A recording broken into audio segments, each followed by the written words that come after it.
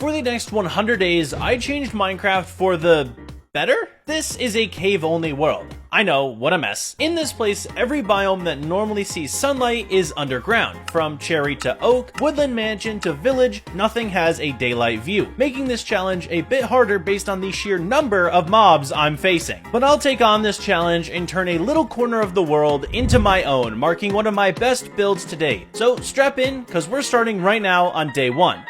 Oh, my view is great, but my situation is not. I'm one block from falling to my death, so I just need to get out of here, specifically avoiding these skeletons. Our goals right now are to get wood and find a source of food, but the wood is pretty far away. That's when zombies found me, and I had to jump off the cliff,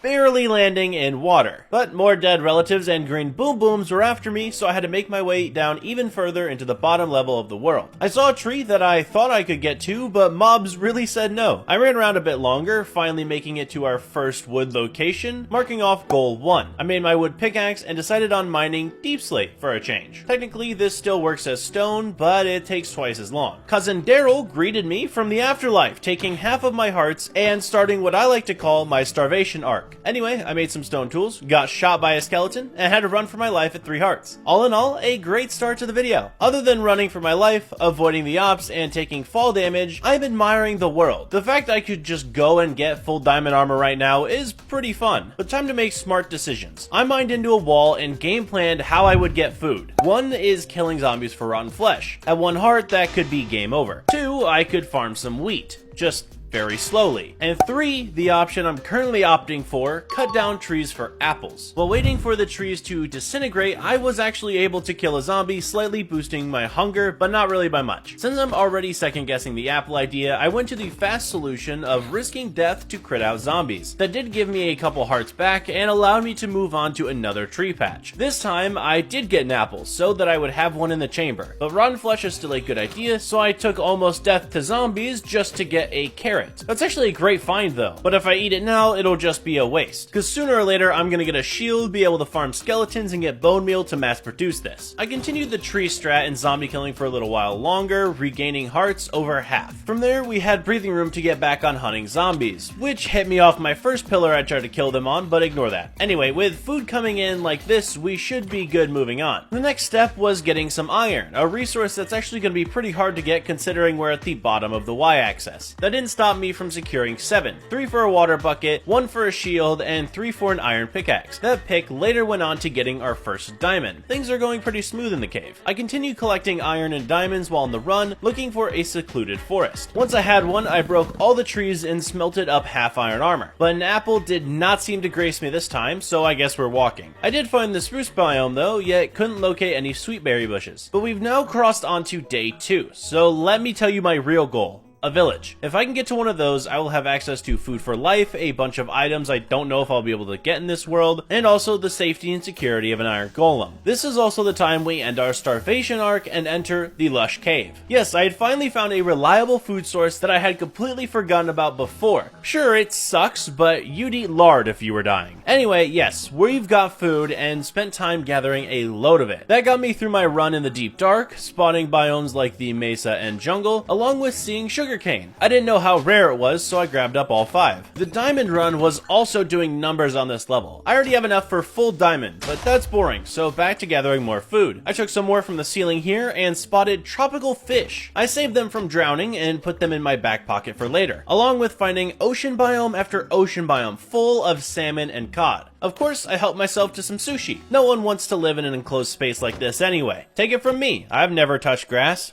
Well, unless you include Minecraft. Day 3 was pretty similar to the last, just hunting and foraging for some more food items, running around looking at cool biomes like the deserts, lava lakes, and more, but I was still lacking of entertainment. That came at the end of the day, when I found a new 1.21 dog. Yes, if you don't know already, I'm playing in the newest update of the game, so this sick forest dog is now my friend. Now, I'm still on the hunt for a village, but that didn't stop me from finding yet again another food source, that being melons from a nearby jungle. It seemed seemed like a minuscule thing to be grabbing, but little did I know, just over the horizon, I happened to find a village. Yes, that's right, we had finally made it to one, and this is where the fun begins, because everything I want to do in this video all stems from finding it. So I made my way up, stole all of their goods, like the hay bales, books I found, a brewing stand, and a fletching table. But the most important thing that we're going to be doing on this day is moving each and every bed into one room, specifically the church. It's the biggest building, and will protect all of the villagers as safe as possible in case something lights on fire and starts burning it all down. So as I said, I took every single bed from every single house, laid it down in the village, and hoped that all of the villagers would just give up and go inside. It worked pretty well, keeping them all safe until I need them. That way, no mob that spawns above and jumps down, or any mob that actually does spawn in the village, can come over and turn each and every one of them. My next move while being here is figuring out where I want to be building my base. Now, obviously we're in a cave world, so I figured it best to actually make a cave-like base. For once, I'm not going to go extravagant and make a giant tower, I don't have the room for it, but instead, simply mine into a wall. But before that happens, we're going to make sure our farm's up and running, so I made a sugarcane farm, planted down our melons, carrots, and potatoes, so that when I need them, I'll have food and the ability to make books. Then I got to work on knocking down villagers' homes, specifically in this direction. I had picked the side I wanted to live on, and these were in my way. After tearing down generations upon generations of homes, I lit up the area so that mobs wouldn't spawn on my property. Speaking of property, it's time we start on the base. To do that though, I have to make sure the land fits around me. I'm not just gonna put myself inside of this wall over here and not make the land look good. So we start with terraforming. First I went on the hill to make sure that the wall was indeed flat. Then I built up new layers of grass. I really hate Minecraft builds where it's just completely flat and then the build on top. Or I guess the build in the wall here. I don't really know how I justify this. But it was gonna take a lot of dirt, so I had to farm up a bit more and carve out more of the hill. After that, I had to make a sapling farm for oak, because I'm gonna need a ton of it and I don't really have that much, unless you count stairs. I have a lot of stairs from taking down the villager houses. But since these plants are gonna take a little while to grow, and I don't have a bone meal farm, or any, at the moment, that means I have to go to a nearby local forest. Unfortunately, that local forest was at the very bottom of the world, nowhere close to where I'm at now. But I spent the rest of my days farming up oak. Another thing we need for the build and furtherment of the video is spruce, so I went out looking for a spruce biome. Along the way, I was also able to grab some easy ores like diamonds since we're already on the perfect level for it. When I got to the biome, I mined up a few of the spruce trees and let the saplings fall. Thankfully, we don't need old growth taiga to just get the regular old saplings. And when I returned home, I figured out the perfect area for them. The upper left of our base, this little hill area. I don't really know, I'm not gonna call it anything, but this is where I'll farm spruce trees. After that was settled, I started on the outline of the base. I want to make it look like a hobbit hole, or at the very least a very large hobbit hole. So I made a giant oak circle with stairs in between to even out the design, and when we step back, it looks pretty good. However, I want to put glass on it, so I had to mine into the rock a little bit and make 3 more layers. That way, in the middle, I can put the window and the glass will all be aligned. But when we look at it, the glass texture is not connected though, so I'm gonna have to fix that. Done. The next day, I used a texture pack to make sure that issue didn't happen anymore, and it looks pretty good. Now all I have to do is mine out the inside and actually make a base. The only way to get there, though, is from the side. So I mined out an entrance a little bit to the right, found a lava pool, and mined into the back. I spent a bunch of time just getting the circular layer of the house done. There was a lot to mine out. It's gonna take a while, especially since we have unenchanted tools. Do we have unenchanted tools? I'm not looking at the footage. Is that shiny? I can't tell. Again, not looking. Anyway, after spending a ton of time mining up the house, we had made some good progress, but that's when I discovered that we have horses in the village, so I could possibly get leather a lot easier. Thus, I went and mined some gold, made some golden carrots, and didn't know how to breed the horses. I tried to breed them like normally, and they just kind of stared at me. So then I googled it, and apparently you have to make them like you first before you can breed them. I don't know why, that's kind of a dumb rule. If you're trying to mass breed horses, that's going to take a really long time, but we're going to do it anyway. So I made them like me, and then I bred them, and now we have baby horse. Day 14, I went out to find lapis so we can enchant our tools. Aha! They weren't shiny. Well, I still can't see it, but anyway. We went outside the base to look for some lapis, and it was pretty easy access, because, you know, we're in a cave. After that, I got my tools some basic enchants for better mining experience, and continued to hollow out the house. The inside of this place is kind of massive, and I really have no idea how I'm going to decorate it. But at the very least, I know what block's going to be the interior of it, and that's oak wood. well, stripped oak wood. Oak wood kind of looks really bad now that I've like used stripped for so long. Anyway, after we had the beginning of the house hollowed out, I started placing in stacks of oak for the interior. Although, like I said, we're gonna be needing a lot of oak because this is a massive circle. That's why the next couple of days I went to go farm some more oak trees. I really wish you could make a big oak tree, not the annoying ones we have now, like the 2 wide oak trees that are like spruce. Would be really cool. Someone make that mod. Anyway, after I had enough oak, I went back to base, placed in some more of the walls, and then decided to add in oak planks. That way the design looked a little bit different and wasn't boring on the eyes. However, we need spruce for the interior. Thus, I went up to our giant trees and mined them all out. I love looking at spruce. When I had enough, I went back inside and started making the entranceway with a balcony overhang. You'll probably have no idea what that means. I honestly really don't know what that means, but we're designing the inside, and the entrance is gonna have chests on the left and right. So I made like this little porch thing, and then I put like 30 double chests underneath it. That was a lot of double chests, by the way. I also wanted to make areas for all of our important stuff, like crafting, smelting, anviling, and brewing, I guess. But I didn't have all the ores for it, so I went out mining for coal and iron. That way I can make all of the interact blocks, like anvils, stone cutters, and blast furnaces. Another thing we need in the base is enchants, so on the top of the balcony, I hollowed out the backside for the level 30 table. Although it's probably gonna take me a long time to get that level 30, but anyway, back on the house, I made a platform on the left and right side for all my needs: crafting, smoking, furnacing, brewing, basically the one-stop shop for anything I need to do with any item. Another thing I wanted to make was an extension to the build, one inside and out. What I mean by this is the hobbit hole needs a smaller hole on the top right of it, I guess. Anyway, I'm making a spruce hobbit hole on the outside specific to my bedroom. I figured it would extend off the enchant table area, so I just mined out the entire hole, made the walls out of spruce, and filled the room with more interact blocks and my bed. I really don't need any like barrels or more crafting tables or anything. It's really just my bed. But I did place down armor stands too, so I guess if I get more armors or like armor trimmed or armor trimmed armor or trimmed armor, But yeah, it's just really my bedroom. The next few days I really want to go mining, but my food stock has plummeted to the floor. Thus, I decided the best way to get more, or at least at the moment, is to go fishing. It's probably the only way to get more at the moment. I don't have bone meal, I don't have animals, so the water. I grabbed a fishing rod and headed over to the nearest lake. Floating ocean? I really don't know what this is. It's a cave lake, I guess. And just sat here for quite some time, throwing my rod into the water. It took me a little bit, but eventually I had 23 salmon and 28 cod. That's a decent enough to run around when I go mining. And unfortunately, I didn't get anything else of note. After I smelted it up, I got on our mission. The editor can edit this however they want, but a mining trip is a mining trip. So for like the next hour, I went ahead and grabbed 2.5 stacks of iron, 30 lapis, 50 gold, a stack of coal, and 43 more diamonds, which is a very favorable haul. I also found my dog from day 3. Yeah, I'd like lost him in all of my jumps between biomes, but somehow he just returned to me. Like I got close enough that he teleported over to me. So I safely brought him back to my house, and he is still living there to this day.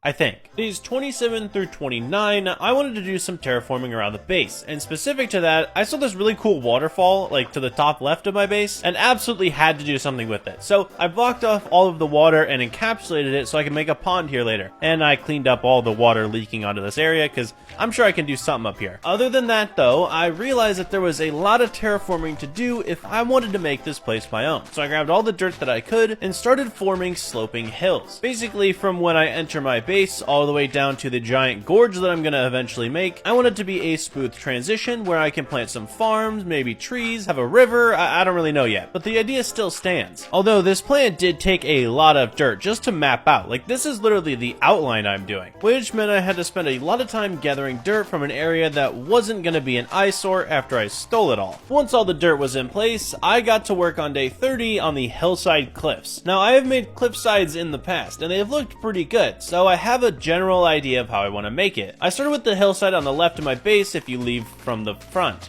Which still, does that work? I don't really know. But it's on the left to me. I made an overhang of dirt blocks that'll eventually turn into grass, and then did indents of stone and decorated it to look like it sloped inward. But after I was done with that, I finally got rid of that weird oak tree farm I had in the village on the main level. I don't think I'll be needing it anymore. And then I mapped out pathways I want in this world. We're gonna go from the entrance of my base all the way down to the eventual gorge, and then we'll do paths on the left and right side where I can climb up a ladder and get on top of these hills. By the end end of the day, I put the path in place and we had a rough idea of how the base was gonna look. Days 31 and 32 comes the beautification arc. Since the pathways are in place, it's time I got to work on decorating the area out front. On both the left and the right side, I added in a very small waterfall leading into a river which led into a pond. It was a very simple design, literally like a one-block stream, but its purpose is to hydrate the crops while looking good. Then I gave each waterfall a nice stone trim to simulate the stream. After that was done, the farms were up next, which I started with a leaf outline. Green oak leaves just look really good, especially when they're used on farms. And once I had the farms in place, next was hoeing the ground and planting in the seeds. But I don't have a ton of that, so I moved on to the final things. Bridges. Technically, I can just jump over the stream and get to the next area, but that would seem pretty boring. So instead, I did like a double trapdoor campfire bridge. I don't know, it's really small, but I use it a lot and I really like it. And to finish out the day, I planted some trees and bone mealed them in the area to get the exact height of the trees that I wanted, as well as making sure it all looked good. I think I spaced them out well. Now I wanted a quick break from building. We had been going at this for a few days now, and it only felt right to finally go to the Nether. Now the reason I'm going to the Nether is quite dumb. I mean, it's fairly normal to go there and, you know, look around, maybe go to the Nether Fortress, find a bastion, but no, I'm looking for quartz. I don't know why, but I wanted to level 30 enchant. I just didn't have a level 30 enchant table, so I kind of went around the Nether just gathering a bunch of quartz and levels for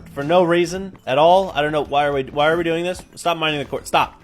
But since I am an idiot and forgot about this, I went back, grabbed all the gold that I had, returned to the Nether, and threw it at a pig, hoping for a ton of leather trades. Unfortunately, I only got around 15, which wasn't great. When I left, I remembered that we had horses, but I have not been keeping up with the breeding process, so we don't have a lot, and they're not going to really make up for the lack of leather that I have. It's just going to take a long time for those, so we might need to come up with plan B.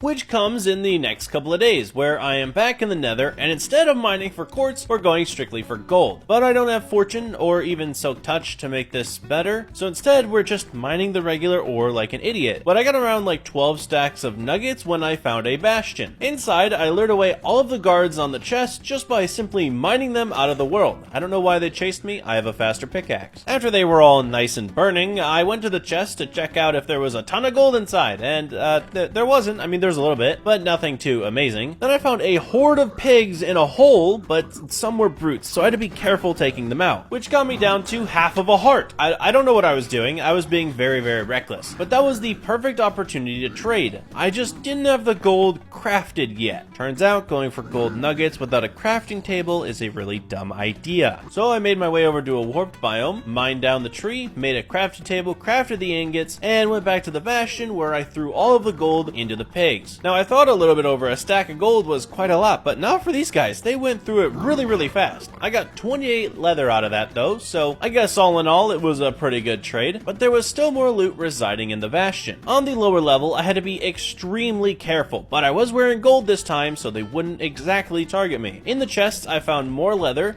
the snout armor trim, which I've never actually used, a mending diamond pickaxe, which was really awesome, and a heck ton of golden carrots. Why do y'all need this? I don't think you're vegan. I returned home, pretty happy with the find, and now I have enough leather and sugarcane to finally make the enchant table. Putting down these books felt really good. And we got our level 30 enchant, fortune 2, on a shovel? What the heck is this? I tried again and got a fortune 2 efficiency 4 on a pickaxe. Then I got plain efficiency 4 on an axe and cried seeing all my levels disappear. Those were terrible enchants. After that tremendous loss, I decided to start out day 38 by harvesting wood for a new side project. I guess technically there are 2 side projects, but we're doing one right off the bat, so I didn't call that one a side project. There was no way to get to the tops of these cliffs where I made the spruce area and where I will eventually make my oak farm. So to remedy that, I decided to do a hanging dock design on both cliffs. Basically what it is a small dock made out of spruce with a ladder falling to the floor. It's a ladder with like trapdoors on the back. It looks like a hanging ladder. It's pretty cool. The design was super simple, and the only way I could really make it look better were having some railings, maybe barrels and leaves. But once the spruce design was done, I copied the entire thing out of oak on the other shorter cliffside. That way if I ever need to get up to the pond where I think I eventually placed down sugarcane, I'll have this thing. After that I got to work on the real side project, the entranceway to our base. Right now, I go to the base via this stone tunnel next to the lava pool and inside. It's a really bad way to enter the base, so it's finally time to change that. I hollowed out the entrance, making a 3x3 area, and determined the wood pattern I was going to be using. Of course, we're mixing in both spruce and oak. Then I determined the slope of the entrance, because we do technically walk up and into the base, so I had to figure out the pathing for that. Then I put in some walls, decorated the corners with like little leaf areas and crafting tables. It looks alright. And that's when I ran out of oak wood. I couldn't continue the project any further, so I took some bone meal and farmed up a bit more outside the base. Unfortunately, there are no tree cutting mods, so I had to do this manually. Alright, 1.21 wasn't updated for this yet. After getting all of the oak that I needed, that's when I realized the Fire Nation attacked. Oh, no, no, no, no, no, no, no, no, no, no, no, no, no, no, no, no, no, no, no, my entire house, it's all wood. It's all wood. I had forgotten a missing lava connection to our house, which caused a lot of it to burn down, most devastatingly being the bookshelves that I just worked so hard to get. A lot of them burned down along with the entrance to our base. It was really sad to see, which meant the rest of my days I had to spend time covering up all of the lava, solving the issue, and going back to redesigning the entrance. By the end of the day, we had a functioning brand new tunnel entrance to the base, which looked amazing. But we did lose a lot of books in the process. Honestly, the level 30 enchant table screwed me over last time, so who cares? Well, now that I lack bookshelves, it's time to go back to the nether. I took a stack of gold with me and decided we're trading with piglins again. Unfortunately, this time around, they weren't so generous. I instead got 4 books, which is okay, but 16 leather. Not great. I could have gotten a lot more, so I went back home, grabbed some more gold, and decided we're just gonna stick it out. However, the next couple of guys I got working for me did the job, giving me another 48 leather. Which is great, because now I can return home with all my stuff and make my bookshelves. Oh wait, now I'm out of sugarcane. Yep, turns out I had basically used all of my cane and decided to break my farm of it because I didn't need it anymore. Haha. I mean, I did still have a little bit, which was planted in our farm/river area, but I needed a lot more. That's when I walked outside and, spotted some cane at basically max height, but it was a lot, so I think I might go for it later. But day 43 was really meant for chores. I went over and chopped down some spruce trees for more Fletcher trades. You'd think it's for emeralds. I mean, yeah, emeralds is pretty good, but I'm also getting XP for once I do get that level 30. And that's when I noticed that the farms are actually grown for once, so I was able to harvest them. I never really harvest the farms that I make in videos. I don't know why, I just never seem to need that stuff. I don't know, I played Minecraft a little weird. Once that was all done, I decided to take the hike to go get that sugarcane. It was really high up, it took a lot of building, but hey, we got it, and we can see our house from here, which is pretty cool, but it wasn't enough sugarcane to like make anything, so we're just gonna have to plant it down and hope it grows real fast. But now that we have bookshelves pretty close to mine, I realized that the horses are probably not good to have anymore. I mean, sure, I've kind of bred them throughout the 100 days, we have a decent amount of them, but I don't really feel like killing them for leather when it's a lot easier to trade, apparently, and faster. So instead, I just decided to keep a couple of them and pen them closer to our house. I don't know what I'll use them for, if I'll use them for anything, but at the very least we have a horse we can ride, I guess. Then I went back to trade for emeralds and chop some more spruce trees. That's because we're leveling up the farmer villager. Nope, that has nothing to do with this. Hold on, just give it a minute. We're leveling up the farmer villager with emeralds that I got so I can get golden carrots. That way I'm not starving to death. And by that time, the sugarcane had grown up enough that I was able to make our full level 30 enchant table. Again. And now you see the fruits of our labor for chopping down trees and trading with the Fletchers. I'm able to enchant our axe with Fortune 3, Efficiency 4, Unbreaking 3, and a shovel with Fortune 2, Unbreaking 3. That could have been better. Day 46 could have been a more important day, but I decided to re-roll a librarian for a looting 3 book the entire day. I don't remember why I wanted the looting 3 book either, actually, so I guess just enjoy the re-rolling. I'm sorry. The next couple of days, I start out by Fletcher trading for some levels and enchanting a sword with Sharp 4, Sweeping Edge 3, and Unbreaking 3. And then I added looting to— oh, now I remember the plan. We're gonna go to the nether roof. And by nether roof, I mean overworld roof, because again, we're in a cave. Yes, technically above me is bedrock, which means we're gonna have to break through it. So I'm gonna need some things to do that. The most important one out of every item we're gonna need is gunpowder, which is why I got looting, so I can go run around and get it. But since that's only one of the other parts, I had to make sure I had every other item. We need redstone, sand, pistons, obsidian, trapdoors, and I was gonna say gunpowder, but I already said that, so Move on. After I established everything that I needed, we went out hunting gunpowder. Thankfully, we're in a very dark area, which means that creepers are gonna spawn everywhere. I was able to run amok around the world and gather up enough gunpowder to make 24 TNT. Once I had everything, I mined up to the top of the world using my waterfall area and found the exact top block of the world. That way I can pearl through all the way to the top and I won't die to suffocation. Once I was up there, I built the machine to break bedrock. Now what you do is you light the TNT and make yourself go down with the trapdoor and then try and spam place the piston for it to hopefully work. Unfortunately, I'm not very good at this because I've never done it before, so it took more than one try. At one point, I got pretty nervous because like I only had enough TNT for so many attempts. But the reality of it is I had enough. I was sure of it and I kept going until I broke the bedrock. Now that I can have a ladder all the way up to above the world, it's time we make a mob farm. The Fletchers aren't giving me enough levels these days, so I went back down, gathered all of the resources I may need, went back up to the roof, and built up 120 blocks in the sky. Then I made the platform for the farm. And since you've already seen how most of this is done, I'm not gonna really bore you. I built up 20 blocks, I built the water channels, and then I ran out of blocks, actually. I think we're gonna have to continue this another day. That meant I had to go back down and refresh my block count. I grabbed more cobblestone and spruce just in case I run out again. Then I got back to the farm, building out the main spawning platform. That's when I realized that I didn't put torches down below, so mobs started to spawn, which could blow me up at any moment. It was a fight to get them off the platform. At one point, a creeper tried to follow me down into the water that I jumped to. That was pretty scary. But once we had that lit up, I was back to the farm, running out of cobblestone and having to switch to spruce. Look, this is above the bedrock. I'm not gonna really see it, so who cares what blocks I'm using. Then I put in our slab roof, and since I don't want spiders to spawn on this, I brought some carpet with me. They normally slow down the farm, so I did a pattern that apparently prevents spiders from spawning. I don't really know how they spawn or like how they're meant to. But anyway, apparently this makes it so that they won't. Unfortunately, I didn't have enough, so we'll have to get wool another way. After that, the farm's technically done, so I went down to wait for it when phantoms spawned and tried to knock me off. I really didn't ask for sky demons, so I killed them, and that's when our mob farm started to work. It was a little bit slower than I liked, but it's still really good compared to, well, Fletcher's. So after completing the build, I went back down to base and realized it's on fire again. What in the world are we doing? First thing I did was run inside to check out the books, because I had to make sure that they were not burning down. Thankfully, they didn't, so then I played firefighter and put it out. But man, oh man, this is the second time, and if it happens again, I'm gonna burn it down myself. But that did mean the rest of my day was looking for the leftover lava channel that I somehow missed, and then rebuilding our tunnel. Again.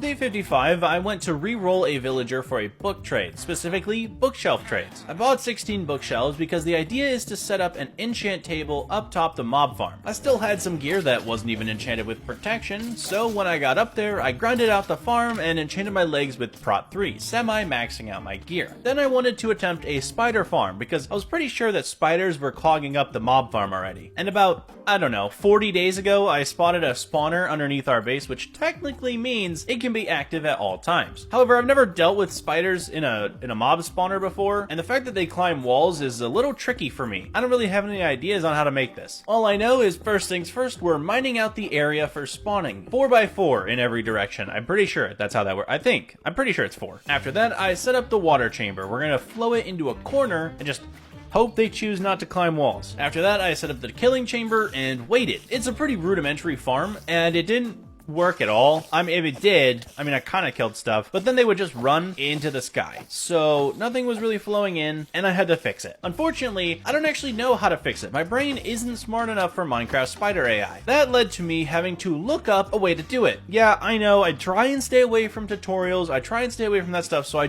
Google imaged what a spider spawner would look like for like 4 seconds, looked at it, and just implemented it into the world, okay? We don't even count that. What I apparently had to do was set up some water at the top, put some signs there, and they climb the wall and then drown to death, which I guess still might drop strings, so it's good. And then in the flowing chamber, the idea is to get them to go over a fence and then onto a slab. I don't really know how that works, but I guess it does. So I implemented that as well, and it did start to work. A lot of them started to drown, but a lot of them also went into my looting 3 sword, which got me a lot of string. That way I could make some wool, go up to the top of the world, get into the mob farm, place down all of our carpet, and get rid of any spiders that could spawn in here. Then I spent the rest of my day healing up my pickaxe, because mining out the spawner was a lot. Day 60, I was still at the farm with the goal to grind up some more levels, but in reality, we had a side quest to get another chicken. I have had one down at my base for however long, and since it doesn't lay eggs because it's technically a hostile mob, I need another chicken. With the spawn rates maximized at the farm, I had a pretty good chance to get a baby zombie riding a chicken. Turns out it happened really quickly, but I missed out on the chance because I didn't have a boat or lead and left the area to go grab one, which meant when I got back up top to the mob farm, it had already despawned. Thankfully though, another one decided to be ready for me. Round number 2 of chicken came down and I rescued it and put it in a boat. Now it is safe and sound,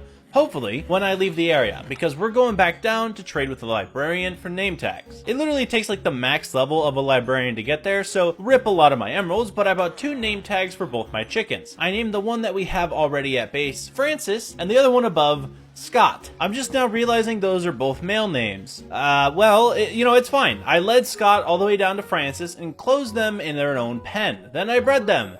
Turns out, baby spawned, so one's lying to another. Whatever, it's fine. It's finally time to start work on the village end of our base. I want to make a villager breeder and a villager hall on the other side of the gorge that I still have to build. But to accomplish this, I have to cut down every villager house. No one's living in these anyways, so it doesn't really matter. Technically, these are just extra resources that I'm able to grab up. It did end up taking a little while, but now that we've got fairly maxed tools, it was an easy challenge. After that, I got to work on the gorge. I mined out the top layer of dirt and designed how it was going to look. This is like a giant gap that normally would have a river here, but no, it's just gonna make you fall down. I continued mining it until we got down to the stone layer, which ended day 62. The next day, we were able to finish off the gorge and make sure that the design of it on the sides wasn't looking too bad. It does look natural, so it's all fine and dandy. After that, I gathered materials for a bridge. Of course, we're gonna make our way over to the other side, and that starts with spruce pillars. Then, of course, I used an oak floor with campfires throughout. That way, we get a little bit of texture. And of course, for the railings, I decided to use 3 different fence types and trapdoors. It was very interesting, but now we have an official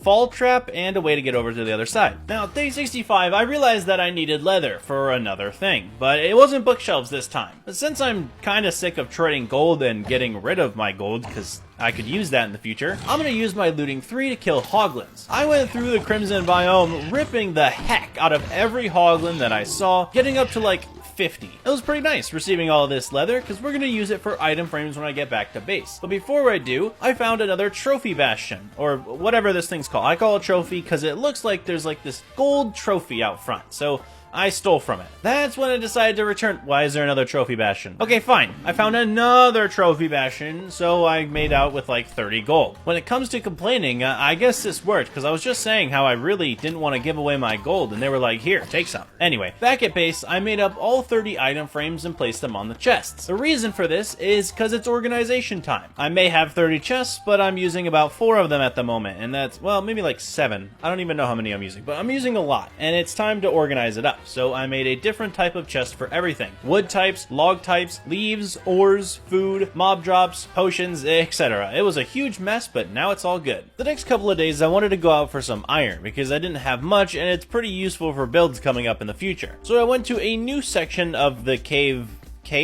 world.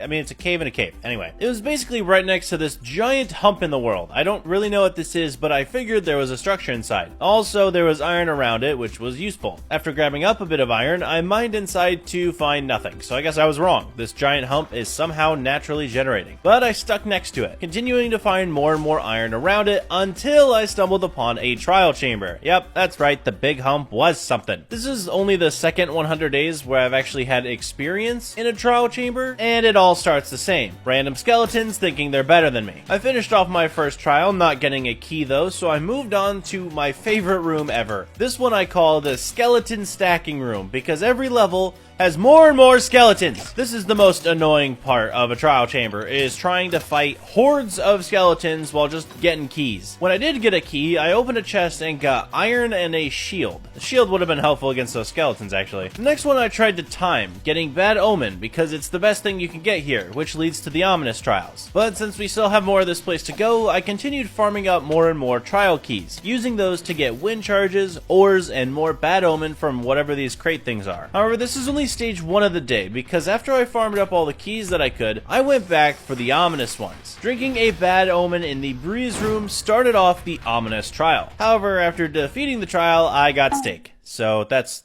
cool, I guess. Then we went on to farming more of the spawners, fighting off diamond skeletons, getting me my first ominous key. Then my second one after another spawner, and I decided to open up one of the OP ominous crate thingies. I got the flow armor trim, wind charges, emeralds, and diamonds. This started a succession of me opening up the ominous crates and getting pretty much nothing. I'll list it off. We got some discs, wind charges, a Bad Omen, a banner, some arrows, more wind charges, emeralds, you think we have enough wind charges yet? But even after spending 3 days down here, I still didn't get the mace head. I never do. I never will. I don't understand. And when I got back to base, I realized my gear was extremely broken. So I set it up on one of our armor stands in our bedroom to put mending on later, because I don't have that right now. The last couple of days were fairly exciting, so I decided to calm down a bit. I grabbed some bone meal and put it all over the land. Everything here was pretty flat and boring since I built it up like 60 days ago, but I beautified it a little bit. Then I moved on to chopping down a bunch of spruce trees. Not only am I going to be needing these for trades, but I have some builds coming up that I really want to do. Speaking of builds, after farming spruce trees for what felt like forever, I went on to mining deep slate. I didn't want to do it too far away from the base, but I also didn't want to do it too close, because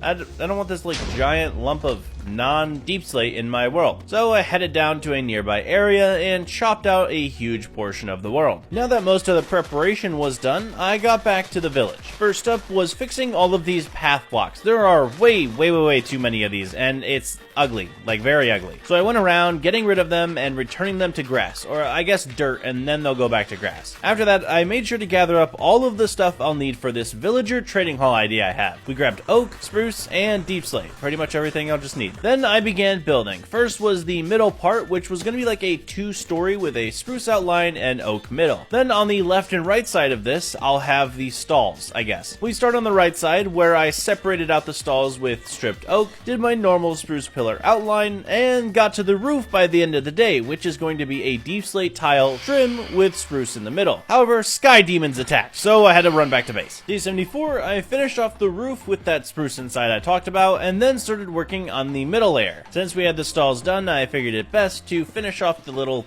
house part that we have. I don't think I'll use this place for anything, but anyway, I worked on the second layer of it, building up all of the oak. After that, I had to add in a roof, which of course I trimmed with deep slate and filled in with spruce. Then I moved on to a little bit of decoration on the villager stalls, adding in oak trapdoors for depth, as well as spruce trapdoors to keep the villagers inside. But that's only half of this entire thing done, and since I want to do a cool cut, we're gonna go sit by this crafting table, look at the trading hall, and boom! That's it, now it's done. On day 75, it was finished up, and we have our villager trading hall, which I realized I can't even use this yet, because I need a lot of villagers, and I can't spare them, as we need them for breeding.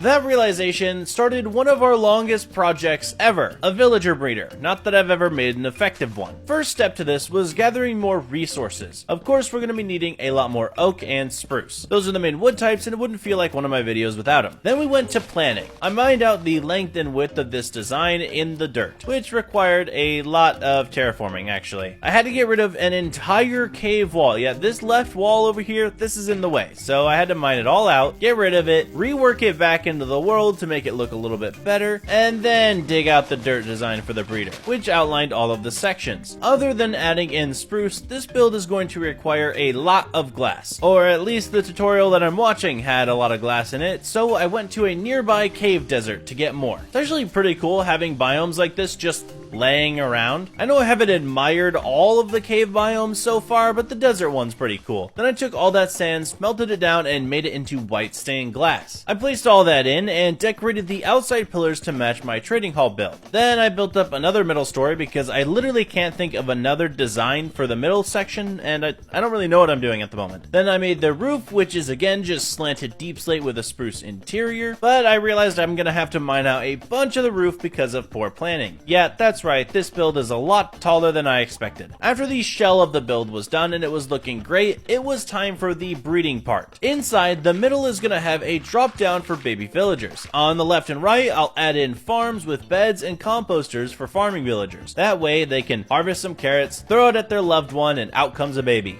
I think. Is that how it works? I never had the birds and bees conversation. And after that's done, they'll walk into the trapdoor section in the middle, fall into water, and that's where my railway system under the farm will allow me to press a button and shoot a villager up to the surface for processing. Actually, now that I think about it, this almost directly relates to the movie Boss Baby. After the factory was pretty much done, the last thing I had to do, other than get these villagers inside, which was really fun, was plant down some carrots. I used a couple stacks to fill out the farm and threw some at the villagers so that they would breed. After we get some babies, I can turn those freshly into farmers and we'll be good to go to kick off the farm. While I was gone, the babies are booming. The farm is working pretty well, so I separated out a couple of the villagers so that one side, when this child grows up, it'll be completed. However, we still have Fletchers on the other side trying to make more kids. In the meantime though, we gotta fill up our trading hall. We still have leftover villagers from the church, so I spent the rest of my day slowly boating them over to their cells. I separated out each type of villager, one side being for Fletchers and one for librarians. After I had all the villagers out of the church, I was finally able to take it down, getting some random extra blocks and finding an iron golem in here. To be fair, I'm shocked there weren't 100 after the abuse these guys went through for the last 80 days, but it's fine. Then I went on an adventure. I was looking for two different things, moss and slime. Moss for decorating around the breeder and trading hall, and slime because I want the ability with a flick of a switch to turn on and off the job blocks. That way I can get the XP behind them when I trade for my sticks. However, finding a slime chunk in a cave is a lot harder than I thought it would be. Apparently, nothing near the base was slime, and I ended up going so far that I wandered into an unrendable chunk area that crashed my game. Thankfully, I was still able to load up the world afterwards and find some slimes. I got 37 balls from these guys. It was a mess of a fight, I'll tell you what. But I made my way home so that I can make some pistons. Once I did, I set them up underneath the villagers, all connecting with one lever that controls them. I tried to run the redstone through the pistons, thinking that the redstone would light up the piston block, which would light up the redstone after it, and it doesn't work like that.